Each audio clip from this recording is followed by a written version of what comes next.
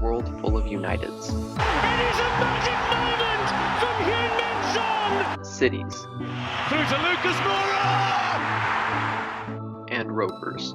Harry Kane! Oh, what a goal! There is only one Hotspur. It's glory, glory, Tottenham Hotspur! Hello and welcome back to the One Hotspur podcast. I'm Tobey from _Spurs Center, and today I am joined by Max from the Hotspur News and Louis. How you guys doing? I'm good, very good. How are you? On cloud nine because today has been a great day in the history of Tottenham Hotspur, and fans are very happy. I don't know if this qualifies to get in the history of Tottenham Hotspur, but 3 games played, 3 wins, 3 goals, and 0 goals conceded. We're top of the league, and Arsenal are in 20th. What a time to be alive! What a time to be alive! It's been amazing. We're enjoying every second of it. But before we get into the game today, we're going to talk a little bit about we're going to talk about our 3-0 win over Pacos de Ferreira on Thursday in the Europa League in the Europa Conference League qualifying rounds. And Louis, I'm going to go to you first. You were at the game. What was it like? What was the atmosphere like in the stadium? It was actually good for once. I thought it'd be quite dead because it was a Thursday night, 7:45 kickoff. I thought that not that many people would go, to be honest, because weeknight and you kind of got better stuff to do on a weeknight, out with your family and stuff. But luckily, I took the trip down. Good 2-hour journey. Got stuck in quite a lot of traffic, but hey ho, got there in the end, and then had really, really good seats, to be honest. Sat in the south stand. Was row 28. Could see perfectly. Was behind the goal and everything. And yeah, on the game was good. The few key players that we had. Brian Gill was absolutely phenomenal. Quick, skillful, perfect. Lo Celso was good. His free kick. Oh, that was perfect. And it was very good to see Kane back in the side and getting a brace, I think it was, on the score sheet. And it was also good to see Son when he came on. Sadly, that skill, he did a very good skill on one of the players and took him on.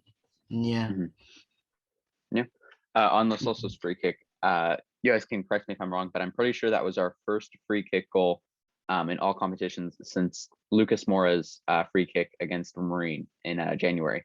And then we went on to score a free kick against Watford today. So apparently all of a sudden we can score free kicks, which is quite nice. I couldn't really see, I didn't see the free kick from the edge because people's heads were in the way. So I only saw it when it went in. So that's annoying. It looked like he curled it. Yeah, it was a lovely hit. Hit it straight and curled it into the top corner, I think it was. Yeah, right on the near post. Max, what were your impressions from the game? A good win, but it's just Pacos, isn't it? Like, I know I said that we lost last week, but we played a better team this time. And yeah, good win. Defense had nothing to do really. Galini had, to be honest, Galini was a bit sloppy first 5 minutes, but other than that, the defense faced no trouble at all. Like Louis said, Brian Hill probably my man of the match, although Kane scored 2 goals. Brian Hill got it. Yeah, it was good that we got the goal early on because we needed it because we were 1-0 down, and then getting the second was crucial because we actually needed the second goal to go through. And the Celso free kick was good. Just a shame he doesn't play like that more, like he's not a football player. I've said that all the time. I hope he does it more often in the Premier League. Like, I know he doesn't get the chance as much as the other players, but still, like, when he's like, he hasn't been up to it in the Premier League. Like, yeah, so it's a shame that Lo Celso doesn't do it as much in the Prem. But yeah, he was good. Mero compares to the first leg, he was a lot better. I'd say first leg he was a bit sloppy, but still recovering from it. Still recovering from injury. First game for the club, it's going to happen. Much better on Thursday. Looks a lot more comfortable. Yeah, nothing else to say about that. Nothing else much to say really. I mean, Brian Hill assist. Yeah. He's probably my man of the match, although he scored too. I thought Session looked good in moments. He wasn't great all round, but I'd say in some moments he looked good. Yeah, like to be honest, I can't really name one play who had a poor game to us. Like everyone was fine. Yeah. First I thought the Winks was knockout actually pretty stages. good. Yeah, Winks Sorry, was group good as stages, well. sorry. He was. I forgot. To be fair, I did take. I was quite harsh on Winks in our last pod, but he did quite well. Everyone, so. Yeah, Pretty but sure for the harsh on Winks. yeah for the first goal, I think a lot of that is actually down to Winks. That was a beautiful chip through ball into Brian That was Hill, an amazing and then cross. Yeah, But Mamero's cross made it. that's got to be that's got to be the first forward pass that Winks has made since 2017. But wow. Yeah, I think overall. What's everyone's thoughts on Romero anyway? He was looking good on Thursday. Yeah, I'm excited to see Romero getting some more minutes. Hopefully, he's able to get some time in the Premier League soon. But speaking, he loves to tackle. By the way, he loves to tackle. Getting into the Premier League though, I'm excited to see Romero get some minutes in the Premier League. But Davinson Sanchez, he was absolutely superb against Watford. I mean, every chance, every opportunity that Watford had, he was just all over it and pretty much just couldn't stop him. What were your thoughts on Sanchez, Louis? Rock solid, right at the back. Overall thoughts on the game against Watford? It was good. Amazing free kick from Son. It looked deflected, to be honest. Yeah, but Max should talk because he actually was there. So. Oh, Max was there? I didn't know that. Yeah, Max was there. I think Max is having some audio issues. So, are you there? Oh no. There we go. I'm here, don't worry. Yeah, I'm here. Yeah. What was the game like today, Max? The game today. Oh, sorry. Yeah, bit of a sluggish game. Not gonna lie, a bit of a sluggish game. But that was expected because Watford just defended the whole game.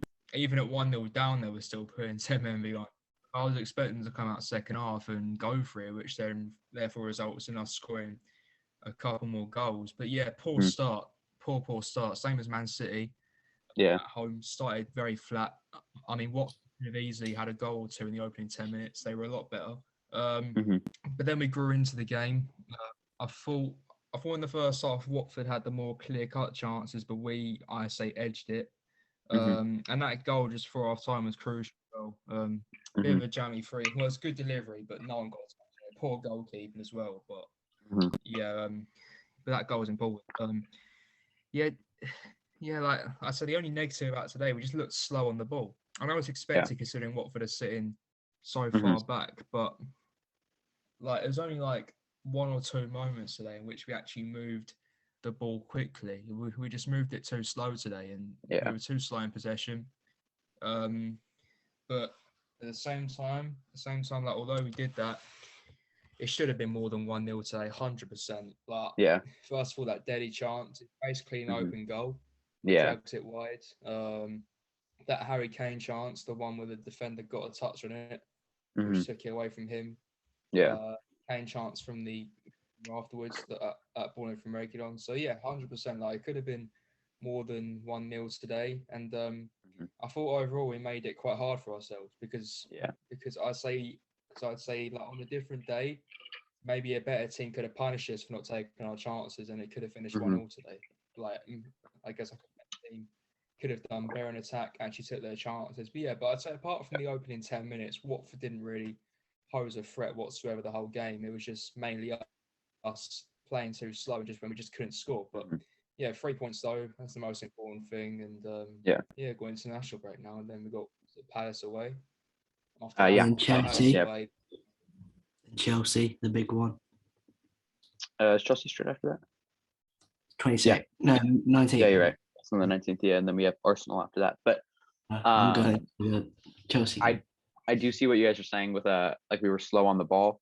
But when was the last time we've seen Spurs dominate like that much, where to the point where we were just controlling so much of the play? Yes, Watford did have a few counters, but I don't think we saw that type of football since the Pochettino era, where we actually had control of the ball. And like you said, we were moving slower, but I think that's just, beginning of the season syndrome.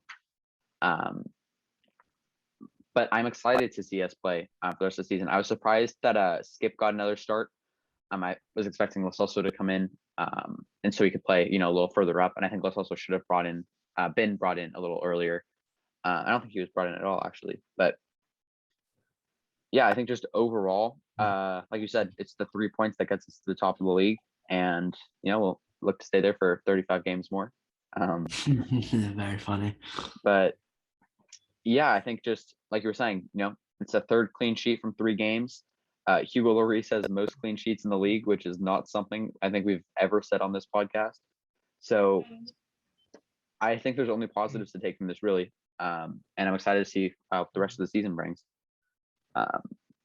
Yeah, we deserve the win, 100%. Yeah. We deserve the win. I agree. Yeah. But also, as well as Sanchez, Eric Dyer, absolutely fantastic. But I would say, well, we're obviously both good, but I'd say Dyer was better than Sanchez today. I'd say just about better, because Dyer won actually to us in the second half. There was this one moment when the pair of them got mixed up. Mixed up as in like going away, and Watford won a corner, but that was the only mistake that both of them made all game. Like, other than that, won every single header.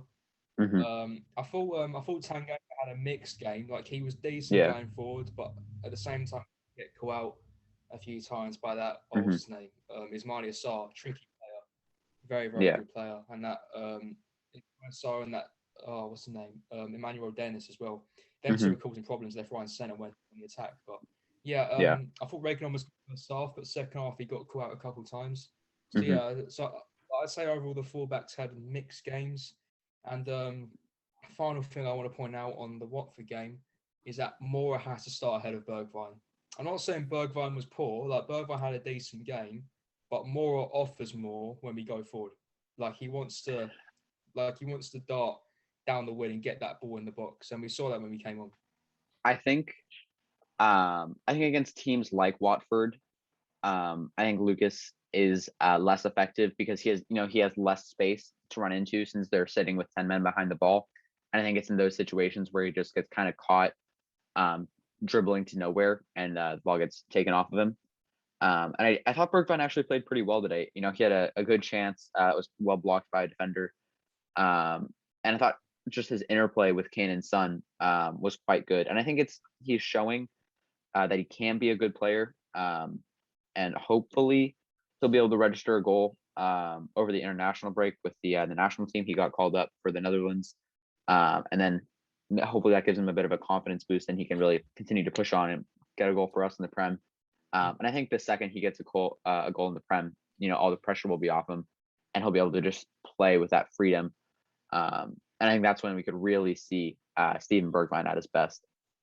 But I'm a big advocate for him. I think he's a really good player. Just he hasn't had the best season and a half. So yeah, we'll see what happens with that. What's good is that it's pretty obvious that Nuno believes in him, because he started all 3 league games, which is good to see. Because in order to build that confidence, same with Dele Alli and etc., you need a run of games.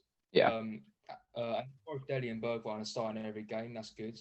So yeah, the only way Bergwijn could build up his confidence and get that goal is by starting more often. And it's clear that Nuno trusts him, because Mourinho didn't.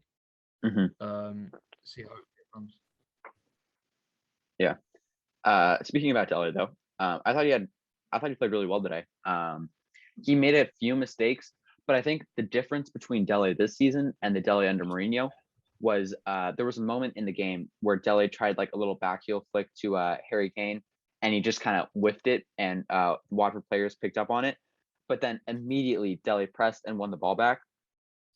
And I think that like desire and motivation, and the passion in Delhi is almost back, or it's getting back. And I think he deserves a place in the starting 11. I don't know if there's anyone else that we would bring in that would be doing better than him at this point. I think he's showing the the grit to get back in. And I did want us to sell Delhi over the summer and bring in some other players, but he's doing quite a good job. I'd be happy to see him stay for the entirety of this season. Hopefully he starts to chip in with a few goals, but I thought he's performed exceptionally well. But Louis, what do you think about Delhi? He's been okay, to be honest. He's obviously he hasn't really been playing that much, so. Well, I mean, he started all 3 league games. Yeah, but for the Conference League and stuff, he's been placed on the bench and. Well, yeah, because the second team's been in for the Conference League games. Fair enough. Yeah, but I think he did. I can't remember if he came on. Did he come on Thursday? I can't remember. I don't think he did. No, I saw him warming up. Yeah, he was warming up. Okay. Another thing I wanted to talk about today, though, last pod, Bodie was saying he didn't like how Oliver Skip was playing in the middle with Højbjerg on the right. And today, again, Skip was playing in the middle with Højbjerg on the right. But I thought today the difference was, since Skip was playing in the center, he was able to drop back, and Højbjerg was able to get forward more, which we didn't see last week against Wolves. So I think I liked a lot that we were able to see Højbjerg get up the field more, and he was able to press higher up. He was able to be more involved in the attack, which is, I think, something that we all wanted to see after his display at the Euros. So yeah, I just think overall, I think Skip playing in that role is going to help us and help Højbjerg. I think Højbjerg had a goal and 3 assists last season, 2 goals and 4 assists, but I think he could be even more prevalent in the attack this season, since he has more freedom to go forward. Max, what do you think about this new role for Højbjerg and Skip coming into the team? Yeah, I mean, compared to Wolves, Skip was a lot better today. He won more tackles, moved the ball quicker. His passing accuracy was better today. I know it's playing a less, well, not less, I'd say worse team in terms of quality and everything. But yeah, compared to Wolves, Skip was better today. As you said, I like it when Højbjerg pushes up the field. In my opinion, Højbjerg's the driving force of the team. People are going to disagree with me, but in my opinion, Højbjerg's the driving, motivational force of the side. I agree. When he pushes up, Son pushes up. When he pushes up, Kane pushes up. So it's good. Especially in the first half, where I was seeing, he was pressing down the right hand side with Son. Got 2 men on their left back. I've got Tanganga on his Mario Sarr, and skipping just beyond. So Højbjerg wins the ball back, gives it to Skip, and we're on the attack again. So yeah, it's good. It's good pressuring teams that are very vulnerable to mistakes at the back, and it was Watford today, especially their goalkeeper. That's a bit vulnerable today. Well, obviously terrible goal and everything, but but to be fair, he did make a few good saves. The save against Tanganga on that corner comes to mind. First 10 seconds of the game, the ball comes to him, he literally gives it to Bergwijn, and it was at that time it was a 3-on-3, 10 seconds into the game. So the goal vulnerable. He made a few good saves, like you said, from the Kane chance from the cross from the corner, but he was a bit sloppy as well. So it's good to at the same time, it's good to press it's good to press these lower quality teams. Yeah, because I agree. Those types are more vulnerable to mistakes. Just going back to Skip really quickly, I just mentioned his passing today, and he had the best passing accuracy on the team of 93%, beaten only by Steven Bergwijn, who had 95%. And yeah, thought I'd throw that out there. I think that's Skip's best passing accuracy of the season, which shows just how critical he can be. And I just want to mention really quickly too, how, for lack of a better word, how cool it is that we have 3 academy players starting competitive games for us. Tanganga, Skip, and Kane are all playing pretty big, or obviously they all play pretty big roles, but for all 3 of them to start today and Tanganga and Skip to be two of like the better players on the field or on the pitch. My bad, my Americanism showed right there. But I think it's quite cool, and it shows how our academy is developing and it's pushing forward. And I think it shows that we have a pretty bright future ahead of us. Even with Niall John and Dane Scarlett and Marcel Laviniere all coming through, as well as Dylan Markanday. I think we have some really exciting young talents coming through. And speaking of exciting young talents, Spurs have signed Pape Matar Sarr from Metz and loaned him back to the French club for the 21-22 season. I think it's quite a good deal. Jack Clark when he just joined. Max, what are your thoughts on the signing of Pape Sarr? I don't know much about him, but I heard he's a pretty tricky player. It's good to get some young talent in, especially after you sell a few Deadwood players. Take you back to the Porsche senior days, isn't it? To those days when we had like when we had like a lot of your like young talent in the squad. So yeah, it's good to see. Like I wouldn't put too much pressure in. Like, how was he? 18. Yeah. He's 18 years old. So yeah, young player. So like, don't put too much pressure in just because he's performing for a. That's true. That's a good point. For a French team. Like a League One team, but yeah. Like I don't know too much about him, but I guess it's good to get some like young talent at the same time. Yeah, no, I completely agree. And so far this season, I thought I'd just throw this out here. He's started all 4 of Metz's league games, and he already has 1 assist and 1 man of the match.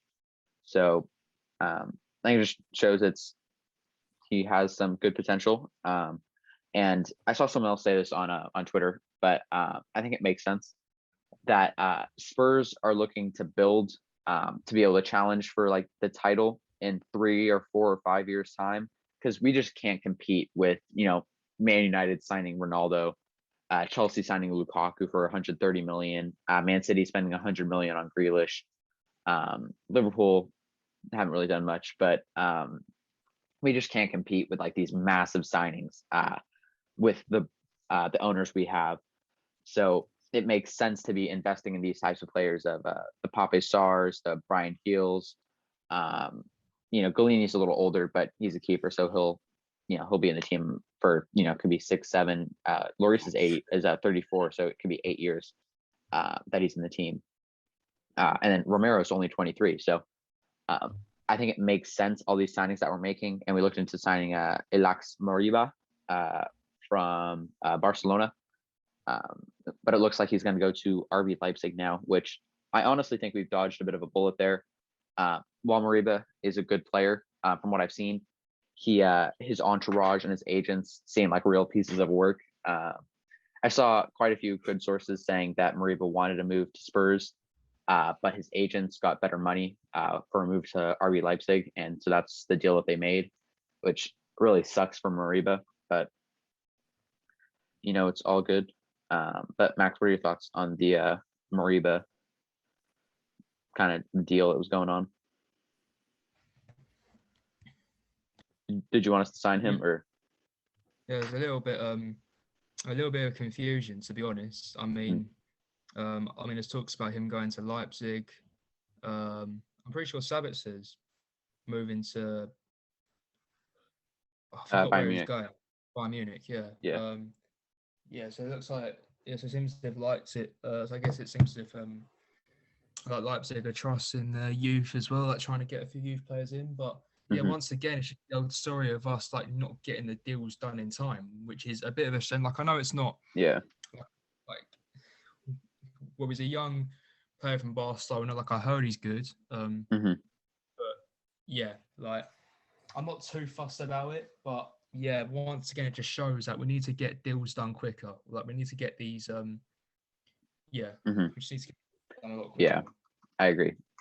Getting these deals done earlier in the summer would certainly have benefited us a lot more. But I think that a lot of that is to do with the fact that the managerial hunt took so long, and Paratici wasn't brought in for quite a while as well. So I think Nuno and Paratici are kind of starting to figure each other out. and that's why we're seeing a lot of moves later in the window. So hopefully next season we'll be able to make some moves earlier. But another transfer target we're looking at is Emerson Royal from Barcelona. 20, I think he's 23, 22 or 23. I think he is quite a solid right back, and I'm hoping we see the deal go through for him. I've wanted us to sign him for a little bit now. He's 22 years old. I wanted us to sign him before he completed his loan move at Betis, and went to Barcelona. But he's very solid on the ball. He's solid defensively.